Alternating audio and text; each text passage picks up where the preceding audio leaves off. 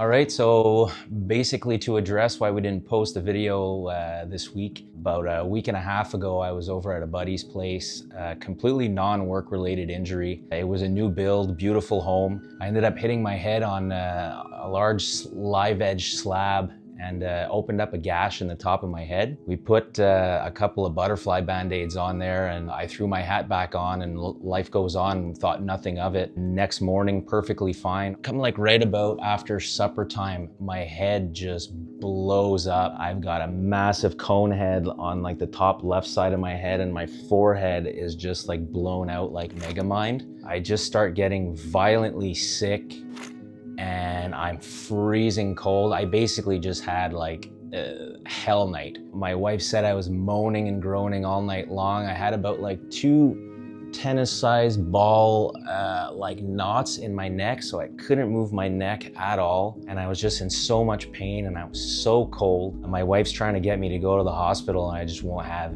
any of it at all. I'm just too cold, I'm too weak, I can't move. So she calls up my buddy Bruno, who's more or less my brother. You guys have definitely seen him on videos and stuff. He's the big dude with the big black beard. He's pretty hard to miss. He's a big teddy bear though.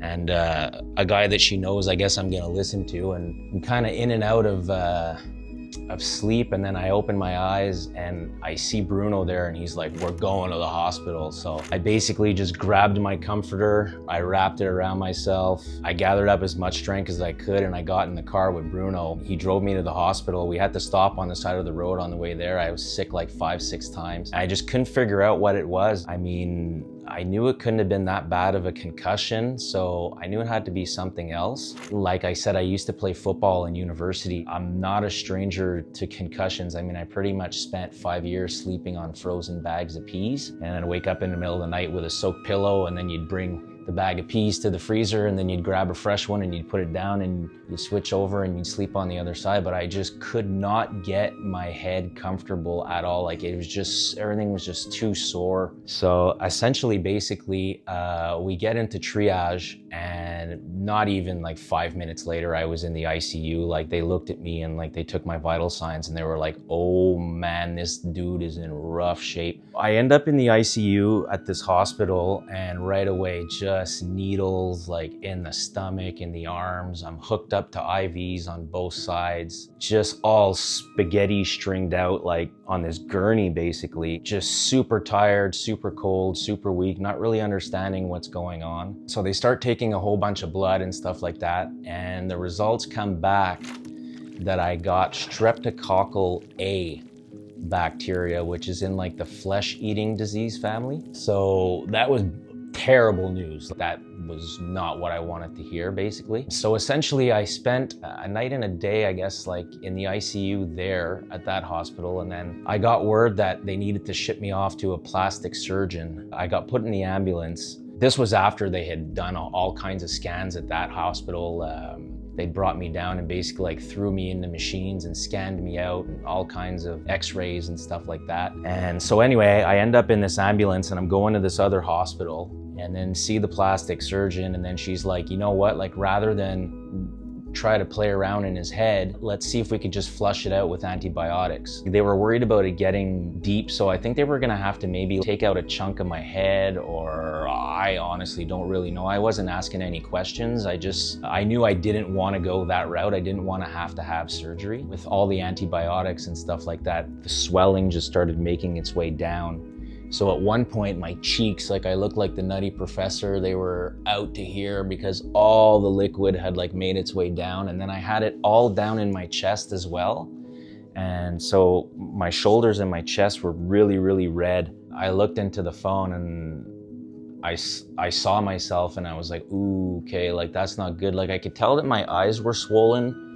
At one point they swelled completely shut, so I couldn't see anything. As much as I was trying to open my eyes, it was just pitch black, so I was basically blind. The swelling literally felt like my head was gonna explode. Like it was just so much pressure, and combined with not being able to move my neck, because the infection had all came down in behind my ears and was all like in my neck and my shoulders and stuff. So I was just so stiff. It was a horrible feeling. It was uncomfortable. It was painful. It's crap. So that's basically what ended up happening. I was in the ICU at that hospital about 4 days, just all over again, you know, having to go through getting all the IVs put in and the needles and this and that. They came in, they put these cameras up my nose that were going down my throat. That was like probably the thing I hated the most.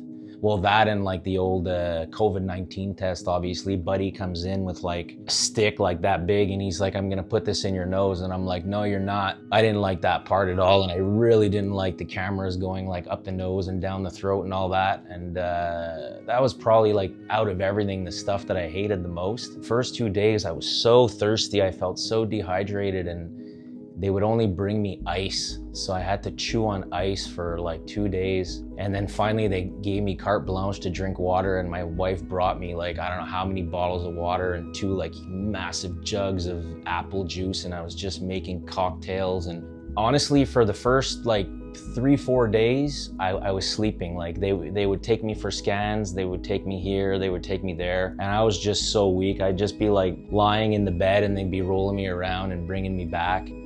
Anyway, finally the antibiotics managed to flush everything out. Well, we were hoping so anyway, and still am. I'm on oral antibiotics. It was quite the hell week. I gotta say, they had no more veins to poke. When I finally got my release from the hospital, I had to come home. So they sent me home with a bunch of equipment, like to take my vitals and stuff. And I was still hooked up to an IV. So the nurses were coming to my house to fill my antibiotics for the IV and stuff like that. And I guess like the second to last day I was supposed to be on the IV, my needle came out of my arm, I guess, or whatever. It was all bent because the only spot that they had to put it was like in like the fold of my arm because they couldn't find any veins anymore. So I ended up bending it and it ended up coming right out. So they came, and for 2 hours, I had 2 nurses trying to find a vein. There's nothing we did not try. We tried every trick in the book. They couldn't do it. They said they were gonna remember it for the rest of their lives. They said they'd never seen anybody with skin so tough and